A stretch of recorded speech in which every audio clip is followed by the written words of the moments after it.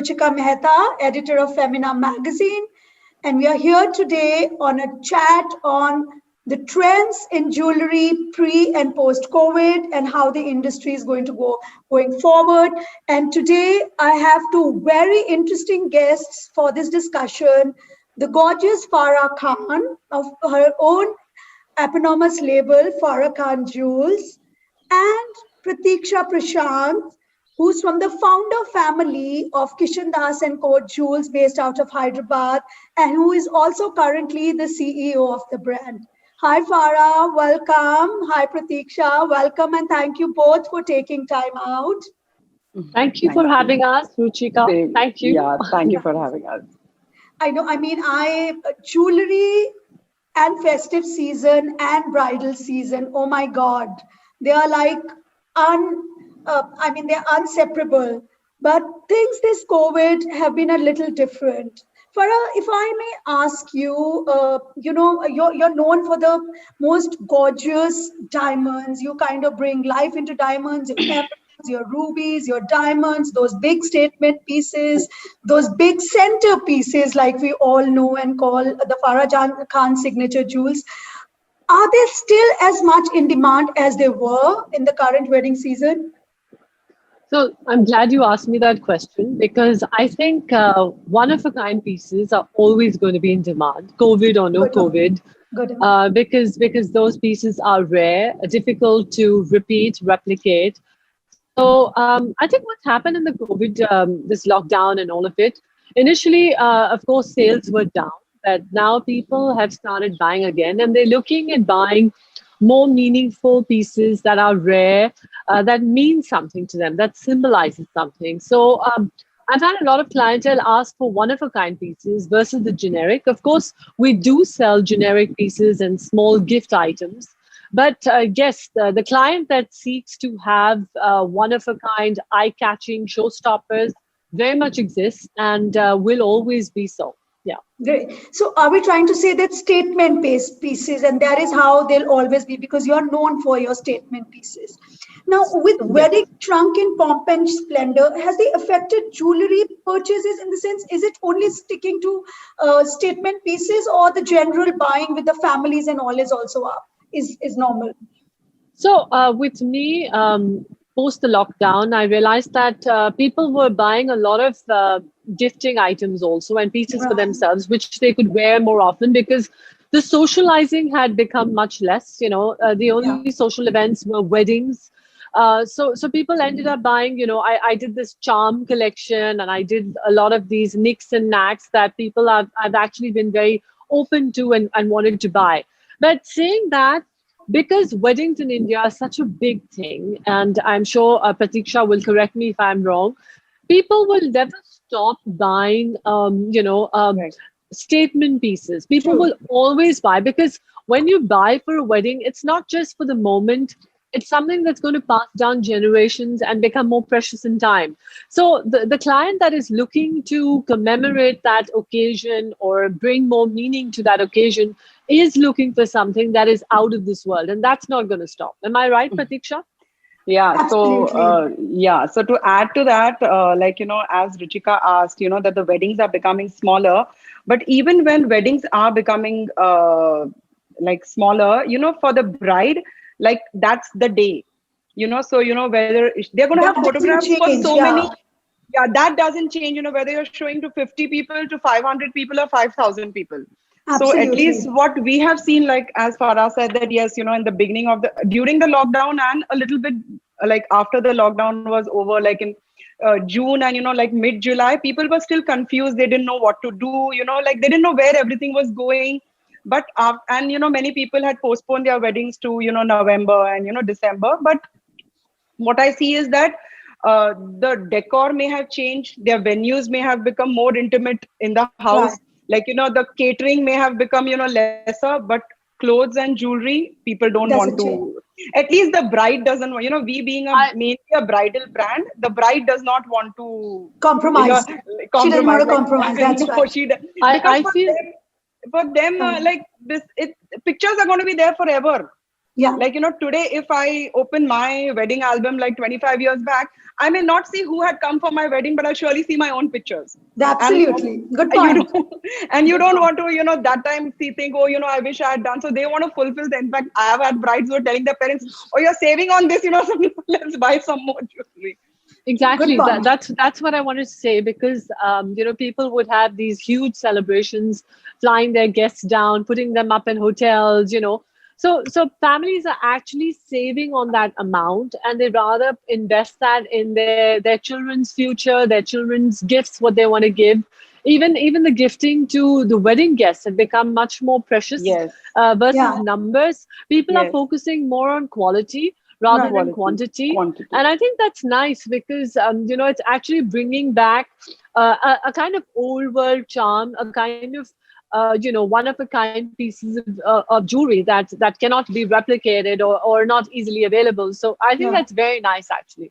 Absolutely. It brings back handmade pieces, and and gives Classic. more work also to the to the laborers who work with handmade crafted pieces. Absolutely. Pratiksha, you and the family has been known over the last few generations for Basra pearls. You are known for your classics, you're known for your satlaras, and you're known for amongst the best Basra pearls in the country. So classics will also be classics. Now, of course, I did pick up the point from you that a bride will still want to look the best. So that does not change.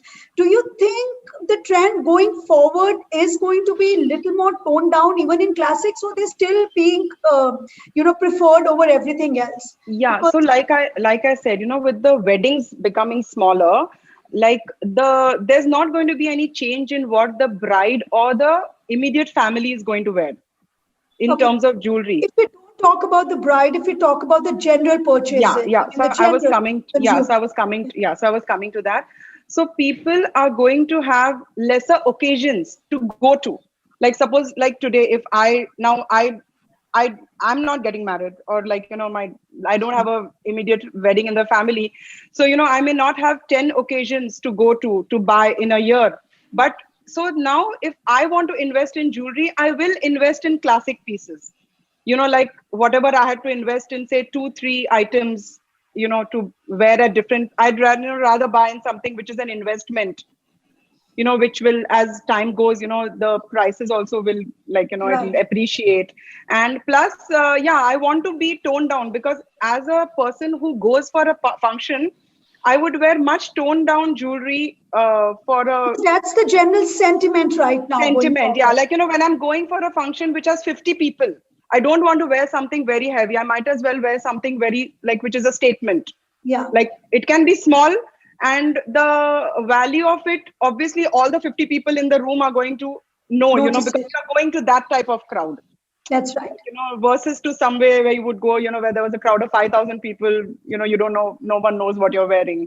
So yes, classics are going to be there, and statement pieces are going to be more important for people other than the bride and the family. I'm talking about the other people, the general people. Great. So I agree with her that maybe the earlier people wore a lot of heavy pieces. Right. Maybe those heavy pieces won't happen. But, I would say that, like she said, the statement pieces would be there. Even they look lighter as far as volume, but as far as probably how much it costs or the value, it would probably be far more valuable, because it's got a certain look, and you don't want to be overdressed when you're at a small wedding, when you're with 50 people. Yeah. Great. So coming back to you, Farah, as the trend has been, a lot of people are going back to classics, girls are going back to polkis, were coming back in. It was getting more popular. How you're essentially into very, very strong diamond pieces and all. So tell me, is there a shift in consumer buying for all those? I'm not talking about COVID or non-COVID, but I just thought there was a trend where people were getting back into traditional looks, from the polkis and all. But you have always been in diamond and some of the best diamond and emerald pieces that one has seen in this country. Do you see a shift with the younger generation going back from diamond to classics?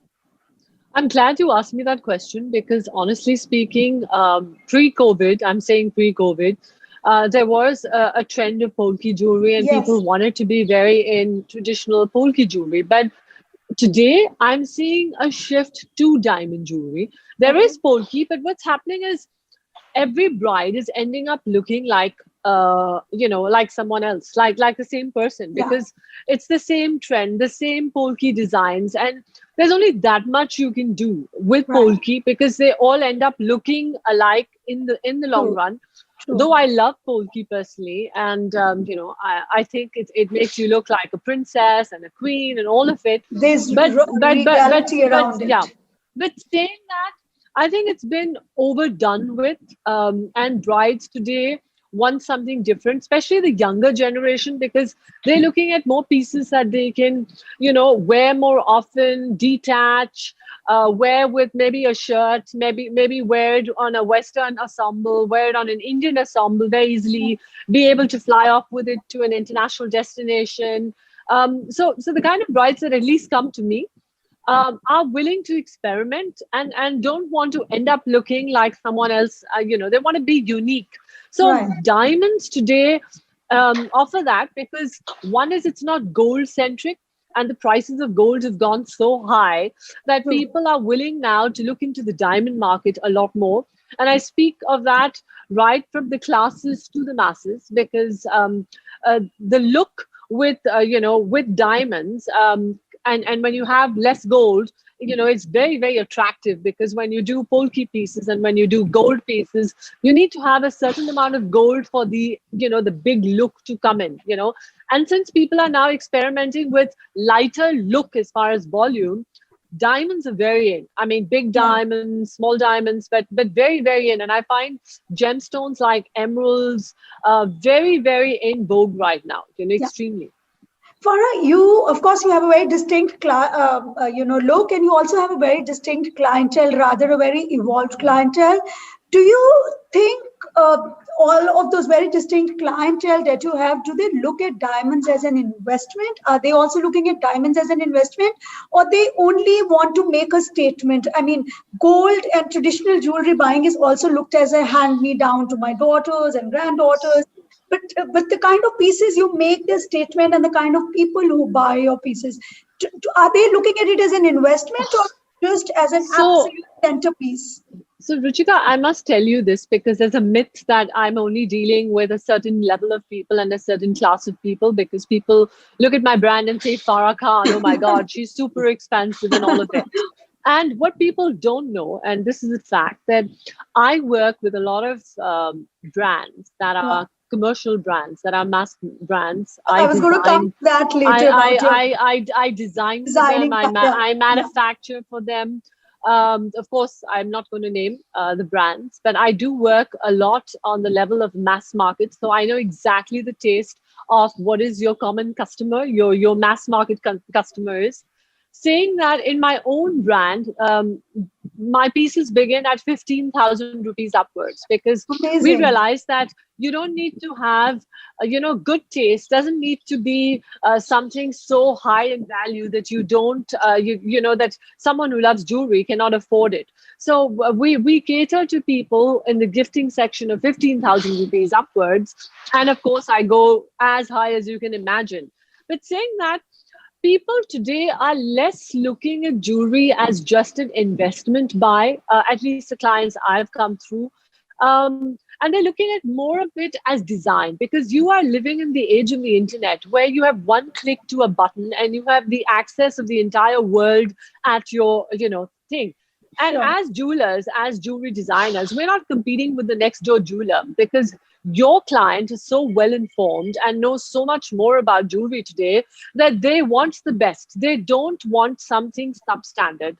So as far as I'm concerned, yes, the questions are there, that how much gold is in here, how much diamond is in here, because that's something Indians are used to asking. But eventually, design and the way it looks and the way it functions. People are getting more, about the detailing on the jewelry, the way it is finished. All that has become such an important part of jewelry today that people are beginning to tell the difference between a well-made product and a bad product. And you will realize that if you make a great product and it's well-made, your value is much more. That's my personal experience.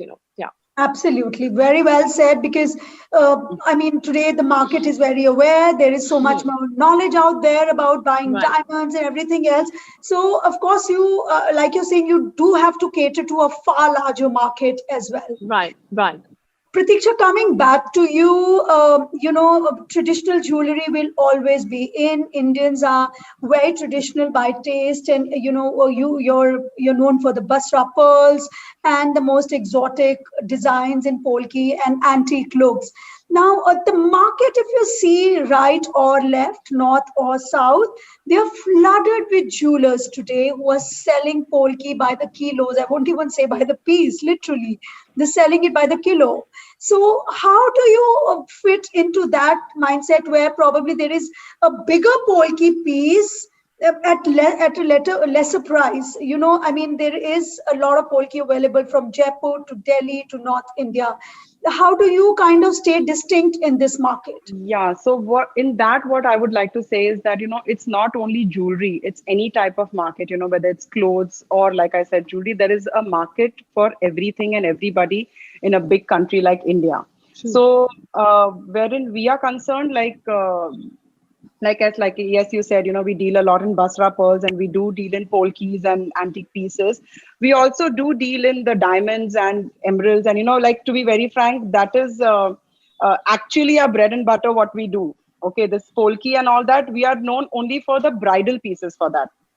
Like, people who come to us are mainly coming for the bridal jewelry. Nobody comes to us to buy a small one-off piece in polki, because one-off piece, what I mean to say, in a bridal look. So we cater only to that market. We don't cater to the regular wear, people do a lot of casual wear jewelry and all that. We don't fit into that, because what we have understood in the long run, and even my father-in-law and my husband and all, they all feel that you cannot cater to everybody. So we have made so people who come to us, again, like I told you, we are like it's a family business, like my father-in-law's grandfather is the person who started this business. So people who come to us, we have brides today whose grandmother's jewelry has been made by my firm. His mother's mother jewelry will be, my father-in-law would have made it. So in at least the type of clientele who come to us, they sure, because we don't sell pieces that are regular. In the sense, like you said, polki, everyone is making, we don't do, now a lot of people are doing polki in 18 karat. So we don't do polki in 18 karat. We do only 22 karat. We don't use any khilwas or any bonded polkis. We use only syndicate polkis. We don't use any rubies or emeralds which are treated, heated. We use only the ones which are natural, so all those things, and all our pieces are totally handmade. So all that makes my jewelry expensive. But when you compare, when you put two pieces aside, as you said, when there's a big piece, which is lesser price than a small piece of mine, when you put the two pieces together, you'll see the difference. Actually make out the difference. And people who come to us, they are coming to us because we are catering to that. They are not interested, it's to be very frank, like a dress, they're not looking at buying an attire which is top to bottom totally bhara hua, and it has got no character to it. True. So they are coming.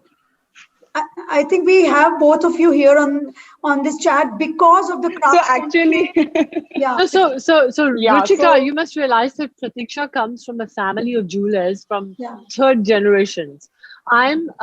I don't consider myself a jeweler. I look at myself more as a jewelry designer. And it's the first generation. So I do collections of jewelry. And like she said, what I appreciate is that she's very focused about what she's doing, and she says, I'm in the bridal market, Yes. Yeah. And I'm in the market of doing statement pieces, whether they're tiny or whether they're big.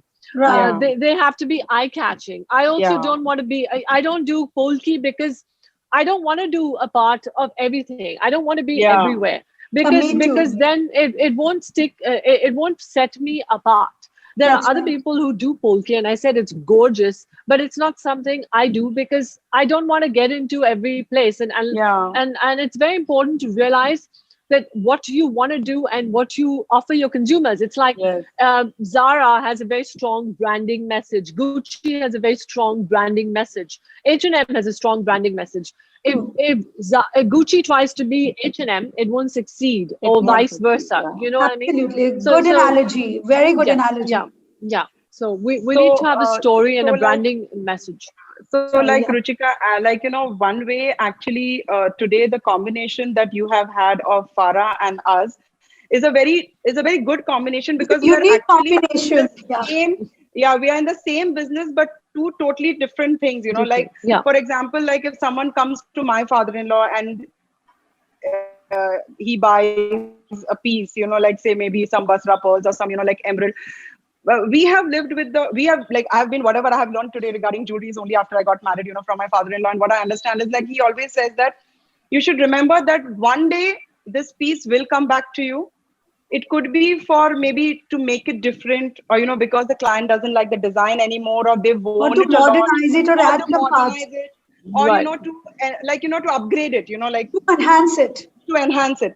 So he says that for us, like my father-in-law always, like he's like 80 plus, and he would still call in the evening and ask, so what happened today, like what clients came today, something like that.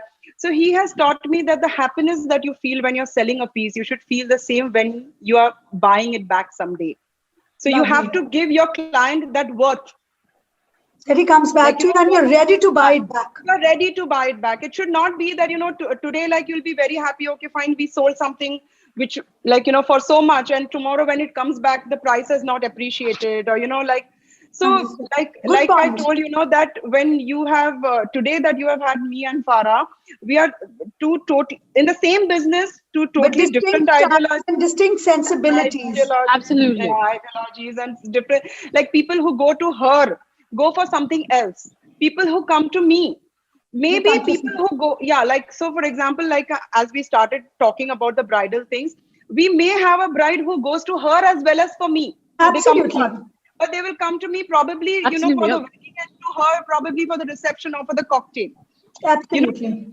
So like I said, like I feel that's why, I was really excited about this talk, because I said that I'm sure we are going to have two totally opposite answers to the same question. But it isn't. If you go to see, you both have similar answers, but that's the reason I had both of you, because both are iconic with your brands. You both have the best craftsmanship, and you both come still from different sensibilities. Market. Somebody has, you'll have this, like you just said, you have the same bride going to Farah for a reception and cocktail, but maybe the wedding big piece is picked up from you. So that is what it also brings back to you. Farah, coming back to just the current trends, do you want to just share what is in these days? What is the current trend? What's really working for the youngsters these days? I mean, so youngsters like to be free. They don't like to be tied down. So even their jewelry, they like it to be playful. They like to have multi-wear functionality, interchangeability, a lot of that, and they like to have mix and match. It's not necessarily that everything has to be matchy-match. So they're very experimental into how they wear their jewelry. Whether they're wearing, maybe they wear a different earring and a different necklace. It doesn't have to be matching, or maybe they won't wear earrings and they'll wear a mantika and just wear a thing. Just a brooch, or just a brooch. So like a bracelet or a ring. So it's all about styling with them and less about just the jewelry piece. So while they're open to their parents suggesting what they want to give them, they're very particular about getting multi-wear, purpose wear out of it. So we as designers, we're always trying to work on the engineering of products and how to make them more wearable, more multifunctional. And I think that's the biggest challenge I have, because it's very easy just to make a piece of jewelry, but how to make it multifunctional and more, between what Farah said and what I have to say is that people are looking for more wearability even after the wedding. So like it's very like, 2 out of 10 times, that somebody buys something, which is one piece, which is from here to here, which they will not like those type of pieces. We don't even like, I don't even have that type of jewelry. So, even if a bride comes to me, we prefer giving them layered jewelry, like with 2 pieces or 3 pieces, which later on they will get to wear it. Like, Right. because when you wear what you're wearing for your wedding, even if it's your own brother or your own sister, first of all, you don't want to repeat the same things, and Right. obviously you won't wear such big pieces, to other people's weddings. So yes, people are looking for more wearability. And like though, like we make a lot of polki pieces and with uncut diamonds and in jarrao setting, we are working and we have mastered, and for which also we are known that our uncut diamond pieces are not as heavy. So like, even if we are making like very big earrings, they will be lightweight, because when somebody comes to me to buy jewelry for a bridal wear, they have to at least wear it for 6 to 7 hours. Right. And it cannot be, you cannot give them earrings which are 100 grams and, like they'll be like, by the time the bride will have a headache, Not at just the end a of the headache, wedding. she'll have sore ears. So, yes. No, for that, they are nowadays, the brides are also very smart. They have these anesthetic, those numbing gels and, they, like she said, that, yeah, they have, when brides come to me, they have done all their homework. They know, absolutely. They exactly know what they want. They exactly know, like that's why I said, that people come to us now with Instagram trending. I mean, sometimes I feel, that the amount of my husband or my brother-in-law, they spend on designing, that much time I have to spend on because like social media, and like it's the way it's catching up and, youngsters like, but as in trends, you said that with me, what happens that the most, like the girl who may be like, very modern, like she may be wearing short skirts and, like sleeveless blouses or whatever. But at the wedding time, she wants to be the most traditional. Like that is the trend right now. They want to be the most traditional, they want, because traditional at the same time, what I feel like is timeless.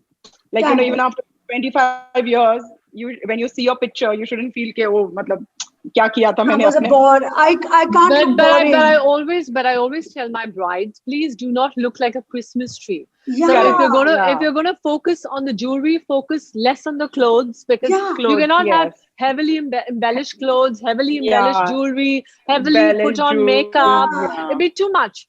So I always say, brides, first come and choose your jewelry, then do the wedding clothes, because most brides make the mistake of doing clothes first and then doing jewelry, which is horrible to do, because your jewelry is going to pass down generations, outlive you, and go down forever and ever. Absolutely. The clothes, as beautiful as they are really not going to last you generations. Normally your bridal wear is a one-time wear. Exactly. And your clothes, right, you probably become, you grow in size from the day of your wedding. You can't say that. Farah hasn't. Farah, after 2 grown-up kids, also hasn't. So you can't say that. No, my genes. Farah, you're the antithesis of that.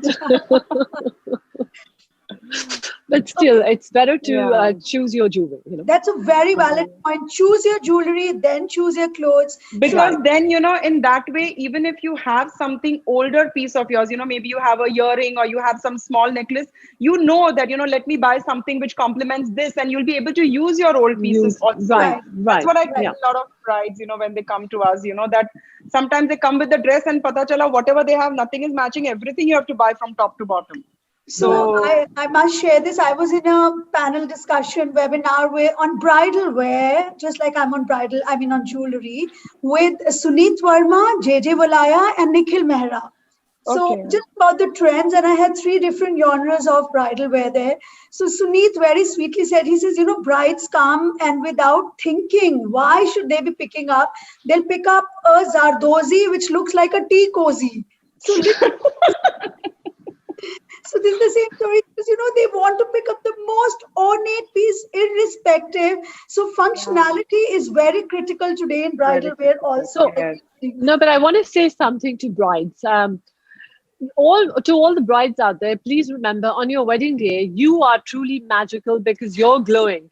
So whatever you're wearing, you should be wearing it, and that should not be wearing you. So the clothes and the jewelry should not be wearing you, but you should be wearing the clothes and the jewelry. So because you have that inner glow that is going to outshine everything. So, keep it simple. Like, even if you look at, I keep saying this example, Aishwarya and Akbar Jodha, she was wearing lots of jewelry, but if you see her makeup and her clothing, it was all subdued and subtle, nude, totally nude. And she just looked amazing. Yeah. So because I see brides with red eyeshadow, red lips, loud makeup, heavy jewelry, glitter, and you're going to scare the man away. So don't do that. Very good point. If I may just ask a couple of last questions to both of you, Farah, to start with, what do you think are the challenges that the jewelry industry is facing currently? I think the biggest challenge. Challenges times. I think the biggest challenge the jewelry industry is facing currently is that there is a theory that is being said that man-made diamonds can replace natural diamonds, which is not true.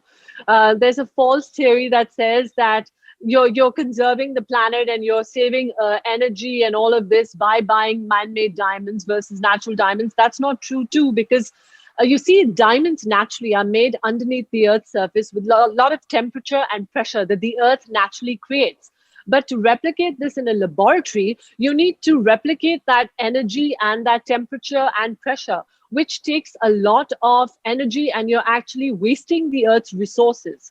Secondly, these diamonds that people are saying are going to be, replacing real diamonds are not going to be replacing because the real diamonds are ethically sourced, because 81 countries worldwide have signed a Kimberley process certificate, which makes sure that diamonds are ethically sourced. And 10 million jobs in the entire world depend on the diamond industry. So this is the greatest challenge that we're facing today. And a lot of people will say that, but De Beers bought into the man-made diamond industry, but they bought into the man-made diamond industry to flood the market with these diamonds so that the prices drop. But with the natural diamonds, they make sure that they control the prices, and the prices only go up. So eventually, I think this is a big fad. And when people are buying jewelry, please buy from brands that do sourcing and well as checking whether they're using real natural diamonds or man-made diamonds, because you could otherwise be paying for something exorbitant, but it's not naturally mined. So that's the biggest challenge we face as a jewelry industry today. Good point. Pratiksha? One particular point which Farah has already covered, regarding this. So in that, just one small thing which I would like to add is that, yes, buy from brands who are doing the checking and who are doing the sourcing. Please know what you are buying, because in India or anywhere else, at the end of the day, jewelry is at least a sort of an investment. You should be able to, I'm not saying that people will have the need to buy, to sell it. I'm not saying people will come to that stage where they need to sell it, but tomorrow you should, it shouldn't happen that you've bought something for 5 lakhs and, it has no value, or bought something for 10 lakhs and it has no value. Another main thing that, problem that we all jewelers face, which I'm sure Farah will agree to, is copying. Yes. The designs, and making cheaper versions of those. Yeah. And of course, now as time goes and we are trying to educate people and we try to tell people, but it's really sad to see. You don't have control over that. There's no control over that. No, there is. I copyright all my designs, and I sue people who copy them, and I've actually won lots of money out of them. So I'm very happy to do that. So I do that. I think after this, Farah, I need to get in touch with you to understand. Please do, because I follow. I spend a lot of money on trademarking and registration and copyright. And I make sure I go after those who copy, because plagiarization is something that should not be done. We work very hard. I don't care if you're making silver copies. I've actually got a lot of money from the silver people also, whoever copies. So I will go after you if you copy my jewelry. On Instagram, I have seen there are people and manufacturers that directly pick up even the picture from our Instagram and post it. Yeah. Like they don't even want to make the copy and take a picture and then post it on their Instagram. Farah, one design you identify your brand with most. One design. I would say anything and everything with large emerald pieces, whether they're 200 carats, 300 carats. I've done lots of pieces which are 500 carats also, big stones. Yeah. Great. Pratiksha? Yeah, so for us, I would say the statement piece which anybody would understand someone's wearing is, something with Basra pearls, like rows of Basra pearls. And we do a lot of jewelry which is Basra pearl, like raw material oriented, where we do rows of Basra pearls with rows of rose cut diamonds, or Basra pearls with diamonds or with emeralds. So like Basra pearls. Basra pearls, yeah. Like, I mean, that's my love. Great. Thank you so much, both of you. It was such a privilege talking to two iconic brands. Thank you, Pratiksha. Thank you, Ruchika. Thank you, Farah. Thank you, Pratiksha. Thank you for logging on. Thank you for your time. Thank you. Bye. Yeah, thank you. Bye.